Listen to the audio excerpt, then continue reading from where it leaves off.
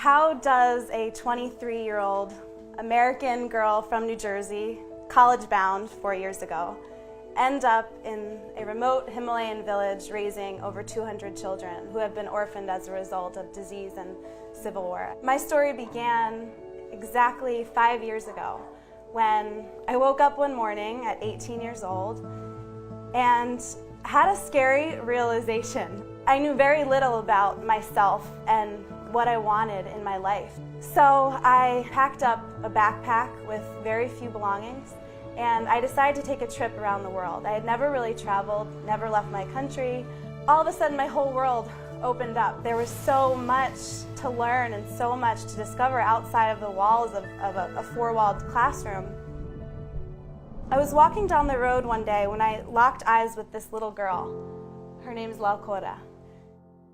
Her job every day was to take loads from the bus park all the way into the villages, and she'd go back and forth all day. She'd make $1, $2 in the day to feed her family. This is the life of a Nepalese orphan. I looked at her and I saw every single piece of myself. And I was devastated. I thought, what have we done as a human family that our children are living this way?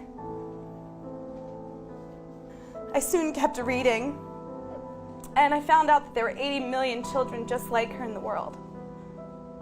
And I was devastated. And then I met one particular girl. Her name was Hema, and this is Hema here.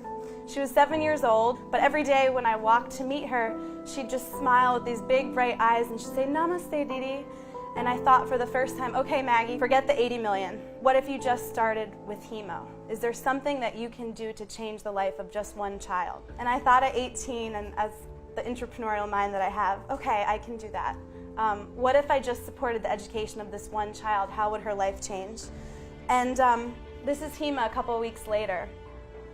I put her into school and followed and tracked her progress. But the sad thing was that I didn't think it was enough. There were kids that didn't have homes and families, and they were orphans. And one day I had this idea.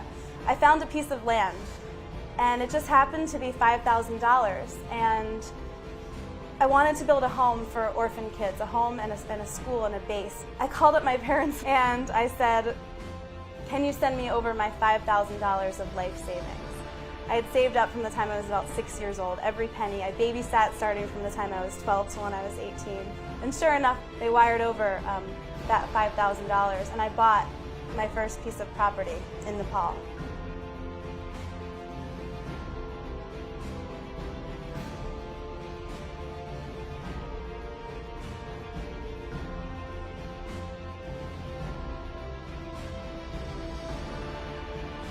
The world will change when our children and our women are educated. They have less children, they raise better families, they raise more educated children, their disease, everything decreases, poverty levels, communities and villages change. And the thing about this work that I do is that it's very addicting. So I thought, okay, one kid, if I could do one, why not 10? What if my dream was to walk across this dry riverbed one day and not see a single child breaking stone? That's what I want. I want to create a world that I want to see every day. And I think we have the power to do that. I don't think you have to go 8,000 miles away to the foothills of the Himalayas. I think the beauty of all of us is that we have talents and we have gifts. And this just happened to be mine, and I'm really lucky to have found it and created my little slice of heaven, my little paradise. And I think that the world will change when we all find that for ourselves, where we wake up every day and we wouldn't rather be anywhere else in the world doing any other kind of work.